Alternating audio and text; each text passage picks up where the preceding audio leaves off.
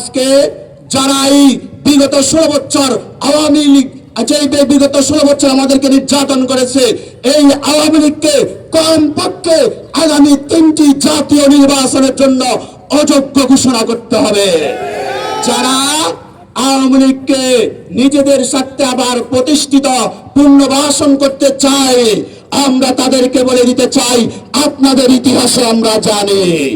অতএব হুঁশিয়ার, আবার আওয়ামী লীগকে নিজেদের ক্ষমতার স্বার্থে পুনর্বাসিত করার যদি অবচেষ্টা করেন, এদেশের ছাত্র জনতা, এদেশের জনগণ আপনাদেরকে দাঁত ভাঙা জবাব দেবে। প্রিয় বন্ধুগণ আমার, এজন্য আওয়ামী লীগকে কমপক্ষে 3 নির্বাচনের জন্য যোগ্য ঘোষণা করতে হবে এবং ফিয়ার পদ্ধতিতে আগামী জাতীয় সংসদ নির্বাচন দিতে হবে। ফিয়ার পদ্ধতি কি? সংখ্যানুপাতিক হারের নির্বাচন, অর্থাৎ দলীয় প্রতীকে নির্বাচন হবে। যেই দল যত % ভোট পাবে তার বাংলাদেশের সংসদের আসন 300, 1% ভোটের মাটাতে 3টি আসন হয়। এজন্য দলীয় প্রতীকে নির্বাচন হবে।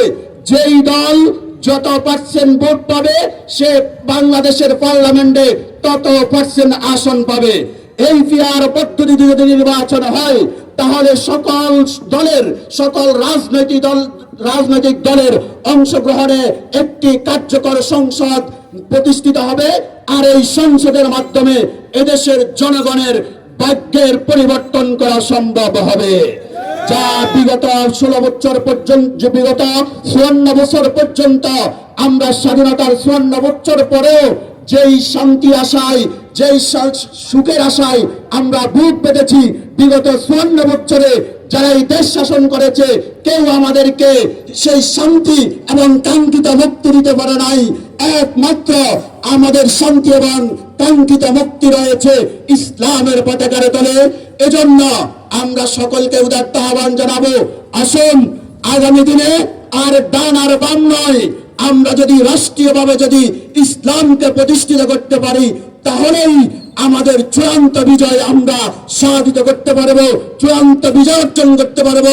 এজন্য আসুন আগামী জাতীয় সংসদ নির্বাচনে এদিক সেদিক না গিয়ে আমরা আমাদের কাঙ্ক্ষিত মুক্তির লক্ষ্যে, কাঙ্ক্ষিত স্বাধীনতার লক্ষ্যে আমরা আগামী নির্বাচনে ইসলামী আন্দোলন বাংলাদেশের পতাকা তলে ঐক্যবদ্ধ হয়ে হাত পাকার প্রতীককে বিজয়ী করে আগামী সংসদে পীর সাহেব চরমনের নেতৃত্বে একটি সরকার গঠন করার মাধ্যমে আমরা এ দেশের মানুষের স্থায়ী শান্তি এবং মুক্তি কায়েম করার জন্য আমরা মাঠে কাজ করার মধ্যে লেগে যেতে হবে। এজন্য আমাদের দায়িত্বশীল ভাইদের উদাত্ত আহ্বান জানাবো, আসুন আমরা প্রত্যেকটা মানুষের কাছে, প্রতিটি মানুষের কাছে ইসলামী আন্দোলন বাংলাদেশের দাওয়াতকে আমরা পৌঁছে দিই। আমরা প্রতি